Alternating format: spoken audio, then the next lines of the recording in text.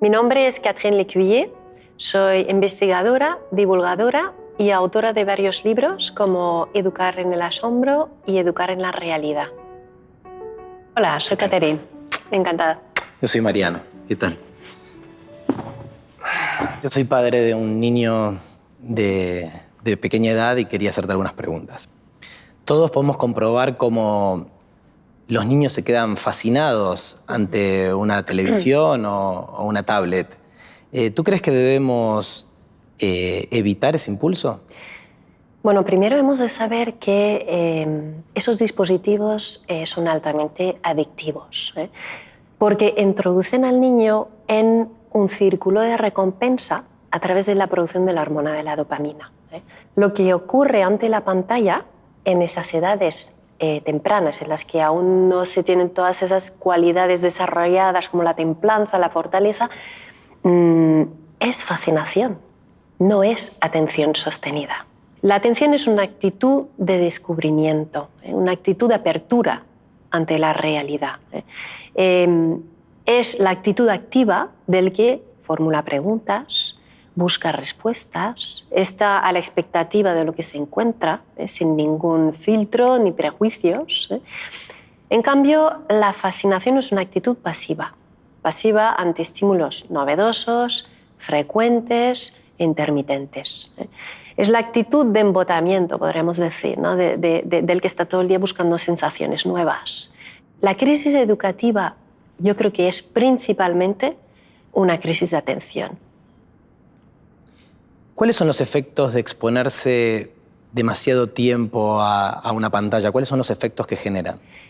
Pues los estudios citados por las principales asociaciones pediátricas asocian la exposición a la pantalla en edades tempranas con adicciones, inatención, disminución en el vocabulario, impulsividad, entre otras cosas. Por ese motivo, en el 2017 la Asociación Pediátrica Canadiense recomienda antes de los 2 años, 0 pantalla. Y de los 2 a los 5 años, menos de 1 hora al día. Y añade que han de ser contenidos, como es lógico, que están adecuados a la edad del niño, no tanto a nivel de contenido como del ritmo. Hemos de saber que esas recomendaciones no son recomendaciones educativas, son recomendaciones de sanidad pública, para la salud neurológica de nuestros hijos. Y acaba su recomendación con una frase importantísima que rompe con muchos mitos muy difundidos, son mitos tecnológicos, diciendo: ningún estudio apoya la introducción de las tecnologías en la infancia. Pero, ¿qué le recomendarías a aquellos padres que quieren dar marcha atrás, retroceder en el uso excesivo de las pantallas, pero no saben cómo hacerlo, no pueden, no encuentran la forma? No es prohibir por prohibir. La idea es dar a nuestros hijos alternativas excelentes. La Academia Americana de Pediatría lo dice claramente. Los niños aprenden de las interacciones con humanos, no con pantallas. Encontrarse con una mirada, conectar con ella, hacer un agujero en el bosque para esconder una piedra mágica, ¿no? Escuchar un secreto de un amigo y guardarlo, planificar la construcción de un castillo con trozos de cartones, ¿no? Todas esas actividades que ayudan a desarrollar pues, esas funciones ejecutivas como la atención, la planificación, la memoria de trabajo, y que nos ayudan a desarrollar esas virtudes, como la fortaleza, la templanza, que luego son cualidades que permitirán a esos niños usar las nuevas tecnologías de forma responsable. Yo creo que sería un disparate afirmar que adelantar el uso de las nuevas tecnologías, adelantar la edad de uso, fomenta el uso responsable de las nuevas tecnologías. Porque pues es como decirle a un niño pequeño que se tome un vasito de agua de una boca de incendio, y además sin que le salpique. Yo creo que la mejor preparación para el mundo online es el mundo offline. el mundo real. Hola, Catherine. Hola. Soy Ana. Encantada, soy Catherine. Hola, yo soy Hola. Lucía. ¿Qué tal? ¿Vosotras pensáis que es posible hacer dos cosas a la vez? Claro, hay gente que yo creo que sí que tiene esa capacidad, pero luego hay gente que no, desde luego. ¿Podemos caminar a la vez que estamos pensando, por ejemplo?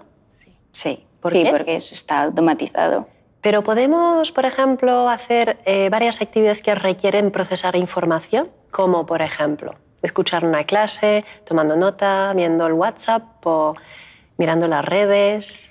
Yo creo que no. O sea, yo por lo menos soy incapaz. Soy incapaz de concentrarme en lo que está diciendo el profesor o lo que sea y a la vez estar tomando apuntes y con el móvil al lado. O sea, incapaz. A mí me parece que es algo que puedes entrenar. O sea, por ejemplo, un médico cuando está reanimando a una persona, pues está realizando una maniobra, evaluando al paciente, leyendo, escuchando lo que le dicen y todo esto mientras va pensando cuáles son los siguientes pasos, porque, claro, ha entrenado para eso, entonces sí que creo que se puede. Y cuando hacemos varias cosas a la vez que requieren procesar información, ¿ganamos en tiempo y en eficacia? Hombre, claro, si haces dos cosas a la vez yo creo que sí que se gana en tiempo, pero yo creo que no es tiempo de calidad, o sea... Sí, igual más tiempo que eficacia, a lo mejor. O sea, Sí, eficacia. Pues lo que los estudios dicen es que cuando acumulamos actividades que requieren procesar información, lo que estamos haciendo en realidad no es hacerlas en paralelo.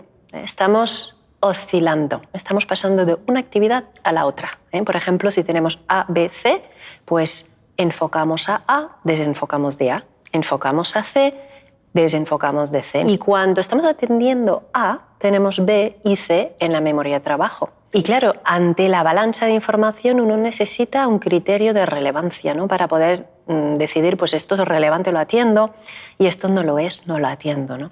En la Universidad de Stanford, hace unos años, hicieron un estudio en el que se preguntaron si los que hacen multitarea tecnológica oscilan mucho, usan mucho la memoria de trabajo y usan mucho el criterio de relevancia, entonces deben ser muy buenos en esas tres cosas, ¿no? Como dices sí. tú.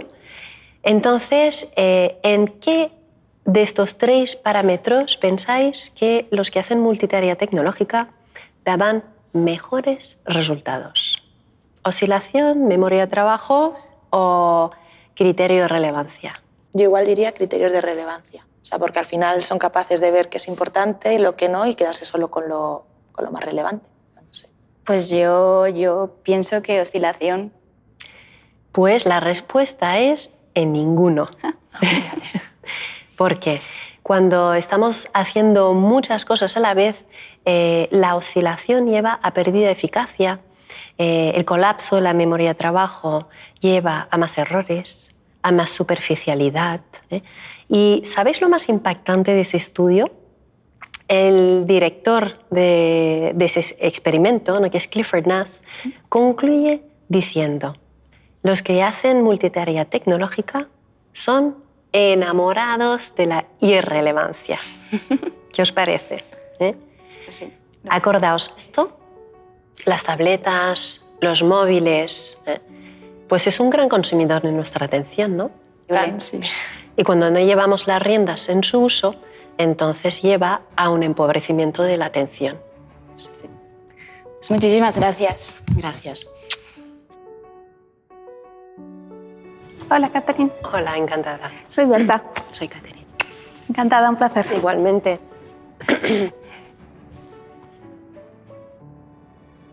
Soy directora de un colegio y me gustaría hacerte alguna pregunta. ¿Crees que hay una crisis de autoridad hoy en día? La autoridad se está perdiendo, creo, por el concepto erróneo que se ha tenido de ella durante mucho tiempo, ¿no? Es verdad, porque lo digo yo, no es un argumento válido, porque la autoridad educativa no es fuente de conocimiento de por sí. 2 más 2 son 4, pero no porque lo diga yo, son 4 porque es verdad. El educador transmite conocimiento, pero no genera verdades. Para tener autoridad verdadera, creo que un educador ha de saber soltar, ha de saber, pues, perdonar, ha de saber también pedir perdón. Los alumnos, los hijos, han de ver que sus maestros, sus padres, no actúan motivados por el deseo de llevarse siempre la razón. ¿Por qué? Porque de hecho nos podemos equivocar y seguir teniendo mucha autoridad. ¿Por qué? Porque el factor clave de la autoridad no está en la perfección, está en la confianza. De hecho, no existen educadores perfectos, tan solo existen aquellos que, escudándose detrás de la autoridad, pues fingen serlo. La idea es que los alumnos han de ver que sus maestros, sus padres, están al servicio de su educación, no que los alumnos están al servicio del cumplimiento de unas normas estrictas, ¿no? Hemos de preguntarnos por el sentido y por la razonabilidad de las normas que imponemos en relaciones con los fines que pretendemos conseguir, ¿no? De hecho, en la educación, como pasa casi siempre, ¿no?, el problema ocurre cuando mezclamos fines y medios. Claro. Hoy el rol del docente ha cambiado. Los niños y las niñas tienen acceso a la información en la tablet, tienen todo el conocimiento ahí. ¿Eso no hace que se cuestionen el concepto, la autoridad del docente? Tendemos, desde hace unos años, a dar más importancia a las metodologías y a los dispositivos que a los contenidos y a los maestros. ¿Es acertado eso? La respuesta se encuentra en un estudio realizado por McKinsey en el año 2011, en el que se analiza 20 sistemas educativos en todo el mundo. Es interesante porque el estudio explica cómo sistemas educativos con gastos similares pueden llegar a tener resultados distintos. Y entonces el estudio concluye diciendo: la calidad de un sistema educativo nunca estará por encima de la calidad de sus docentes. Porque el maestro es la clave en el éxito de un sistema educativo. Porque el maestro es aquel que conoce y ama su materia. Es aquel que la transmite con pasión, con afecto, con sensibilidad, con intuición, cualidades que nunca tendrán los dispositivos tecnológicos. ¿Qué opinas de las nuevas pedagogías innovadoras? Flipped Classroom, trabajo con las tablets en el aula, trabajo cooperativo, la eliminación de las asignaturas. Pues mira, habría que hablar de cada uno en su contexto, pero creo que es importante distinguir modas de propuestas valiosas. Es importante que nuestros hijos tengan una educación basada en las evidencias, no en las modas y tampoco en las ocurrencias, ¿no? La educación, hemos de acordarnos, ¿no?, que no es verdadera porque es innovadora, sino que es innovadora porque es verdadera. ¿Hay alguna forma de casar la educación clásica con las nuevas pedagogías? Agustín de Hipona decía hace muchos años: una vez los maestros han explicado las disciplinas, entonces los alumnos juzgan en sí mismos si han dicho cosas que son verdaderas. Y acaba diciendo: entonces es cuando aprenden. Entonces vemos que esto de que el alumno es protagonista de su educación, pues no es un invento de las nuevas pedagogías. Sin embargo, ellas nos lo recuerdan y nos ayudan a alejarnos del conductismo, del mecanicismo que ha caracterizado una corriente de la educación tradicional durante mucho tiempo, que nos ha hecho ver al niño como un ser pasivo, un ser programable al que vamos echando pues, conocimiento. Pero ojo, porque esto de que los alumnos son protagonistas de su educación no quiere decir que el alumno se invente la realidad. Quiere decir que el alumno descubre la realidad, pero con la ayuda del maestro. Lo hace suyo. La realidad no se construye, se descubre. Entonces, esa interpretación, podríamos decir, no ontológica del constructivismo, sí sería un punto de encuentro entre la educación clásica y la educación, las nuevas pedagogías.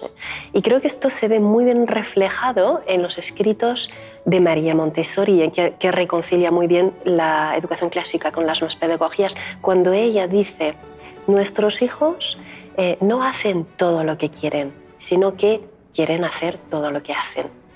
Bueno, pues muchísimas gracias. Gracias a ti, Berta. Ha Hasta sido un luego. placer, Catherine.